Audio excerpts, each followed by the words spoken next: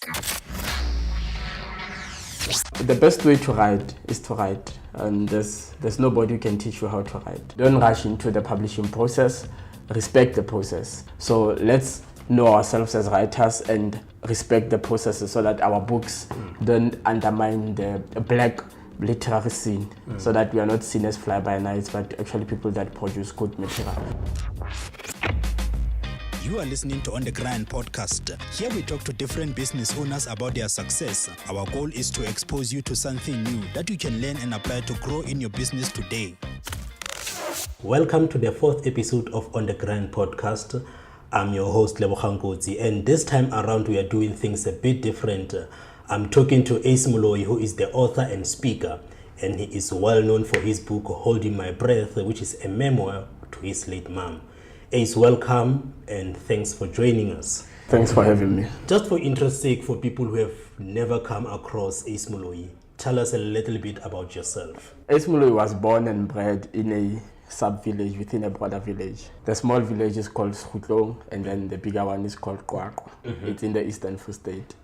I did my basic education throughout the village, and I came to Bloemfontein in 2011 to do my further studies at the University of the Free State, and I studied communication science.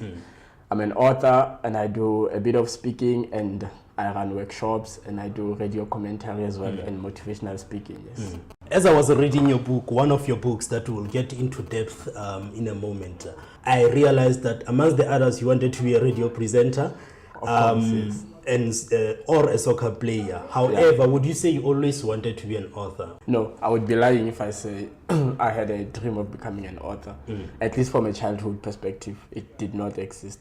However, I got exposed to writing and books at large when I became a student. And I think that's when I joined the student newspaper. And then I started writing for an audience. And then this thing of writing, then it grew. And it started becoming something of a trademark. But yeah, the initial dream was to be a soccer player and then a radio presenter. So are you still going to be a radio presenter maybe? I hope so. Hopefully when I've gathered enough support and base, then I can have something to work with. Before this famous book that I think everyone is talking about, it's making so many rounds on social media. I actually saw it on TV the other day, Holding My Breath. Before this book, you actually had another book by the name of In Her Fall, Rose and Nation. Yeah. Can you just briefly describe to us what was it about? That book was, it's a fable. It's a story about a girl that left her village to come and study and become a doctor. But in the process, she couldn't become a doctor because she was swallowed by a number of things, which are basically challenges that are facing us as children who come from villages when we come to the city. And so I wanted to use that storyline to share a number of lessons that I think I had accumulated as a person with my audience. So I wrote the book when I was around 18, 19, 20. And then when I was 21, I think it was already out. And it's quite a good book when I look at it from a perspective of a 21-year-old, yes, not from where I am right now. At the moment, yeah. And it got a lot of good reviews from people. It was my first project, and it made people cry, but it also taught people a number of lessons. So what I wanted to achieve with the book actually was, I had felt that when it comes to the field of motivation, we speak in a manner that's condescending on the audience. So we tell you the 10 steps to become successful or why you are not becoming successful. But in the process, we don't keep our lessons interesting for a person to follow through. So you find that a person would rather read a magazine because it has a narrative than a book that sounds like a textbook. So I wanted to trick my audience into listening to me by getting them to think they actually are reading a story about Zenzile, which is the main character in the book. So in the process, I would then smuggle a few of my philosophies inside, but within the broader story, which is what they thought they were reading. Oh, that's awesome. Is it still available on the market? Yes, it is online though. It's available online from Mega Books digital store. Coming to this book, Holding My Breath, which you launched last year, how is it doing in the market up to so far? It's doing fantastically well. Like, I can't explain how excited that I am. You know what happened with the book, and I shared this recently on Facebook, that what happened with the book is It was supposed to come out in July last year. Yes. But my publicist had submitted the draft, which is the manuscript, before the book was out, to the Kingsmead Book Fair. And when they read the manuscript, it was unedited. They said, no, by the time we have the book fair, this book has to be out. And so we had to then shift things around and make sure that we published the book earlier than we had scheduled it to be published. And so the reception was already sort of warm when it was still a manuscript. And since then, it's just been escalating. We went out of print within 4 months. Wow. In South Africa, where we have a very small reading market. But not only small in size, but also where people sort of worship your brand, who you are, than what you can offer. So you find that it's always social currency over art. But for me personally, it's quite a blessing that, you know, being relatively unknown, but my work is being received in this kind of manner. I've been topping charts, been going to all the book festivals, and we continue to grow time and time again. As I was doing my research, I came across this phrase where you describe it as a letter to my mother. It is a letter to my mother that I wrote to celebrate her, but also to tell my story, unquote. Can you elaborate more on that? It was a decision of art in one hand, as much as it was a decision of emotions on the other hand. So I wanted to tell my story, but I wanted my story to be part of the broader story of society. And so my mother's story is a story of a single mother, unskilled, uneducated, underprivileged, a black woman. And I thought if I told my story within her story, it would have much more power than if I were to tell just my story as a person. So then when I decided to speak to her about herself, I did that, and I put myself as the author, as a secondary being into the book. And I think if you read the book, you'll see, you know, I only feature in the sense that I'm the one who's relating the story. But the main character of the book is my mother from beginning to the end. So I took that as a decision on art, but also as the approach of, you know, how to get my work out there. But also in terms of emotion, because I don't think anybody enjoys telling their story. I mean, if we were to get you to sit down and write your story, you'd have to be really inspired to go through everything, because it's your story and it's boring if you think about it yourself. So I wanted to attach something that's emotive, which is the personality of my mother, so that it could then inspire me to write more and more. So to make it bigger than I am, and then I could then be loyal to the project. So that's what it is. A lot of people, when they read it, they don't see me. They read the book and they be like, your mom is wonderful, your mom is like this and that. And that's what I wanted to achieve. But then in doing so, of course, tell my own story within that. I lost my mom 3 years ago, and it has not been an easy process in terms of healing. What would you say to someone who maybe just read through your book, Holding My Breath, but they just lost someone close to them? What would you say to them? Look, what I always say is loss of any kind is very painful. It puts you into a permanent moment of grief. So basically you are always grieving in different ways.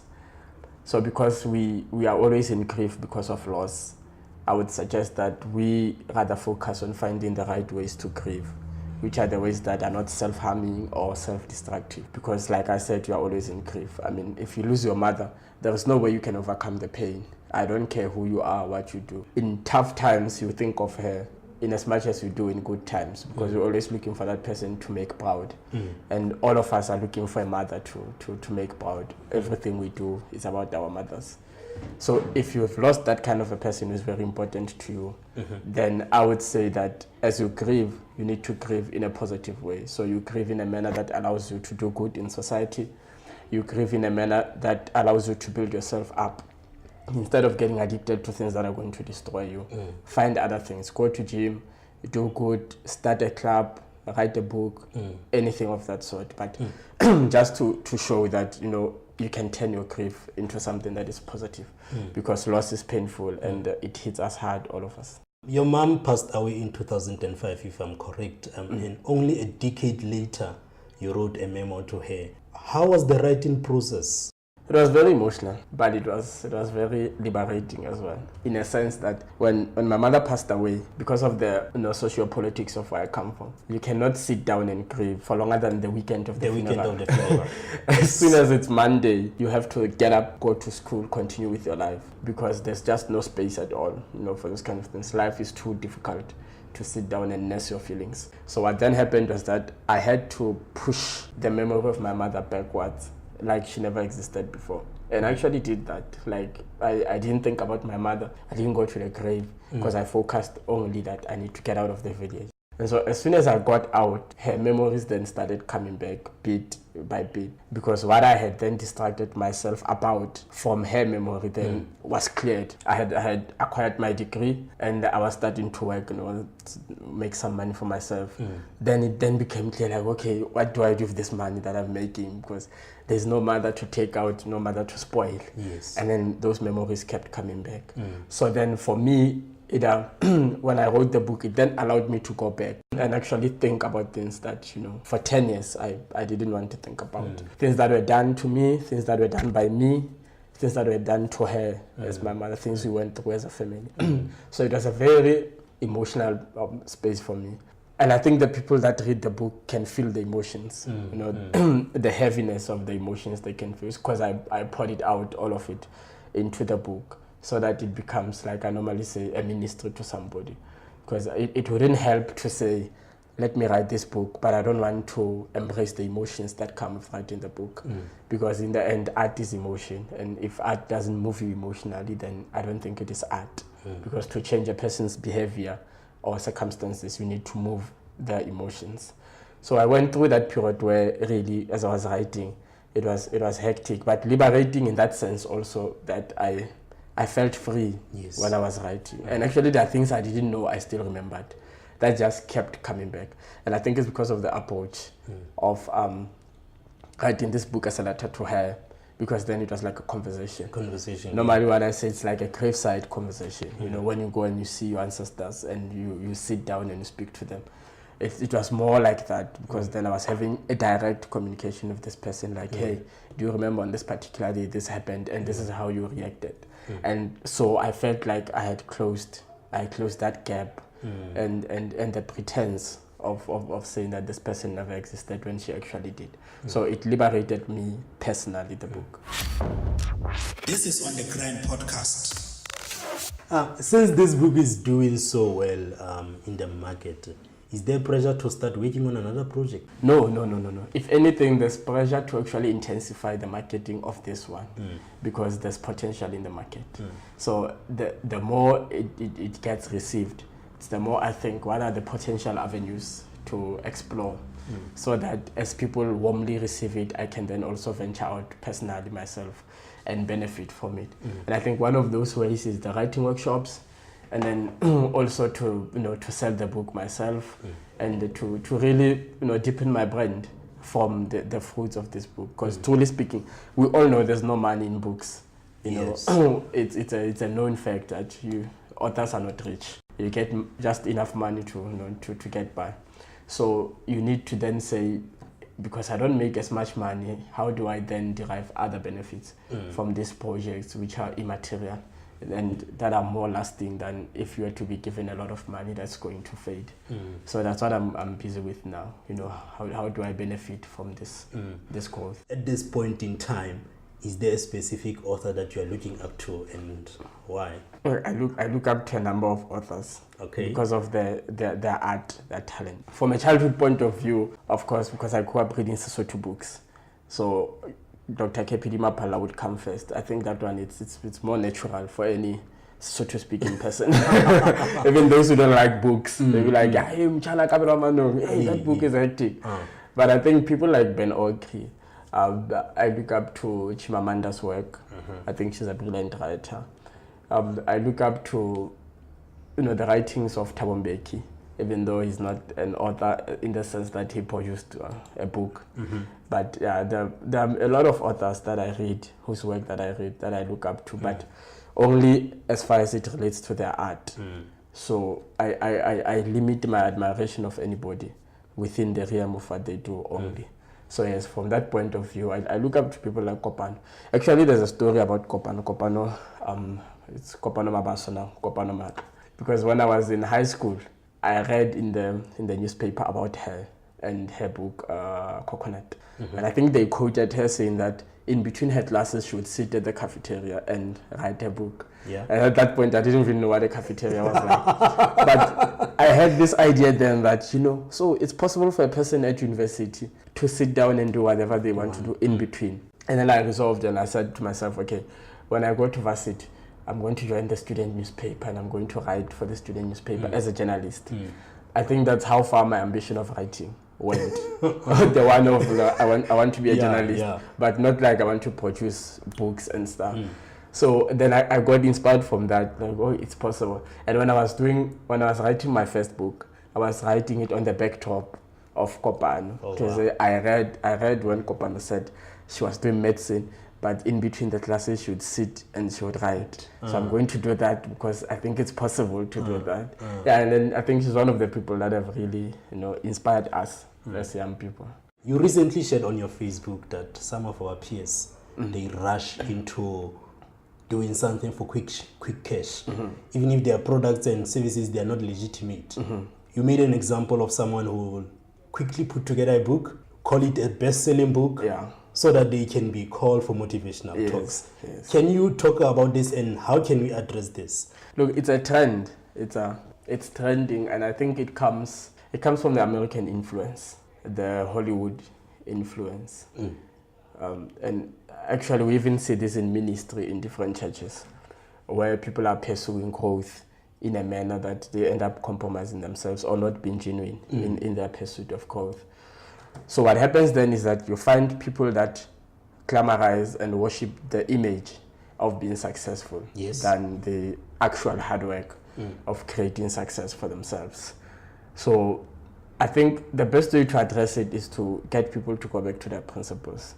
And when you speak of integrity, you should speak of integrity in the actual sense that you do not call yourself anything that you are not. And I don't know where people get the courage, but I cannot speak about something that I don't have confidence in doing, which I didn't rehearse for. Because I think a lot of our peers quickly rush into reciting something which they didn't put enough time to rehearse. And so when they go out there and you believe them because they market themselves good, you invite them and they charge you and then they start speaking and you're like, no. But there's this discrepancy in my expectation between what you deliver and what you promised me. And that's because a lot of us, we are all going to be, good global speakers, but not at age 25, perhaps at age 35. And then we have to build ourselves up to that level. I think that's what I can say to people. Like, let's not be scared of the building process. You're still going to be the best-selling author. Acquire the experience now and the thoughts and, the philosophies. And then you will put together a book that's brilliant, not a quick thing that for you to be called an author. Then when it goes out, people are going to receive it and you're going to become the global speaker who is a speaker on content and not just, the appearance of being a global speaker. So I think what we've done is that we've misinterpreted and exaggerated branding and imagery in that sense that, before you can even taste your own muffins, you already have a banner of muffins and beautiful muffins, and you already call yourself an entrepreneur with good codes. And then when you start tasting your muffins, this is not the same thing. So you have people that, it happens even in the industry of writing, where you get people who have wonderful marketing, but the money they spend on banners and pamphlets and all this branding stuff could have actually been spent on editing the book, because the book is not properly edited. It has a lot of faults, a lot of flaws, but the image is perfect. And so when you go and you rush and you buy this book, you realize that there's this difference here. Why didn't the 5,000 or 3,000 for the banner go into getting a proofreader who's going to go through this book and make sure that it's good quality book, so that then whatever growth you have in terms of your brand stems from the content that you have, from the quality, not the one that you manufacture, but the one that actually creates itself organically on the basis of your work, that people will say this is quality work, and then it builds you up from that point. So I think that's generally the challenge we're facing, as our generation.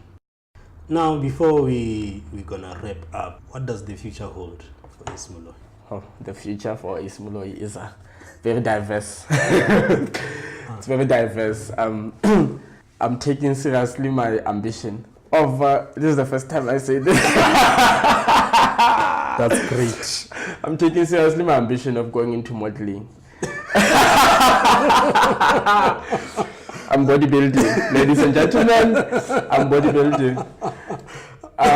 But as a hobby, I'm doing those things as a hobby. So what I'm trying to do is I want to see how far the opportunity that I get through writing can expand. And it gets me to do things that, if somebody comes to me, this is my view about life. If somebody comes to me and say, as a result of your growth in literature, we'd like you to endorse our brand.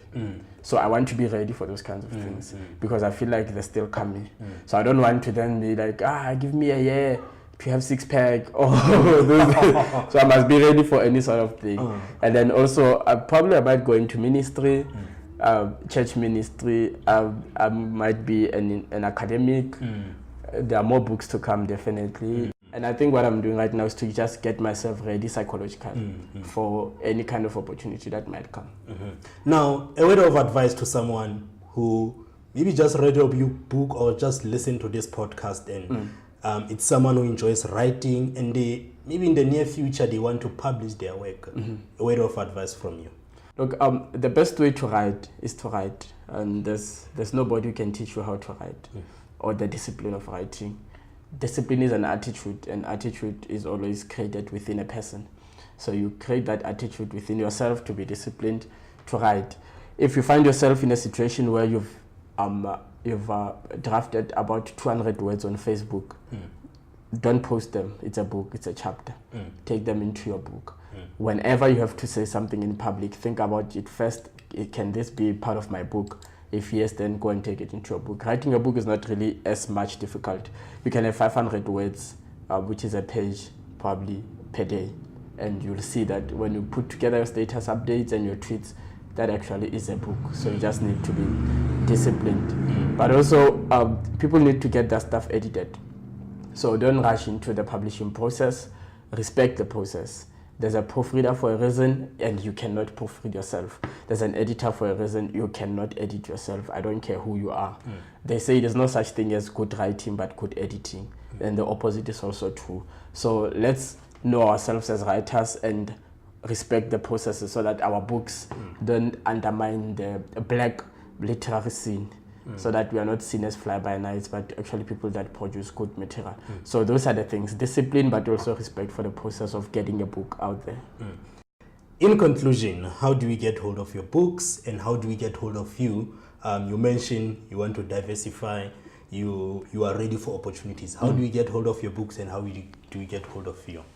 To get my material, if you're looking for In Her Fall Rose Nation, you can get it online, Mega Books online store. It's Mega Books online store. And then for Holding My Breath, any bookstore that takes itself seriously in South Africa has Holding My Breath. If it doesn't have Holding My Breath, then walk out. It's not a serious bookstore. I am at Ace_Moloi on Twitter, and I'm also Ace Moloi on Facebook, I think, and then Instagram it's still Ace_Moloi, and then we'll take it from there. If you want me to come speak at your event or do anything that you think I can add value, on your event, then you can contact me. Thank you so much, my brother. Hola.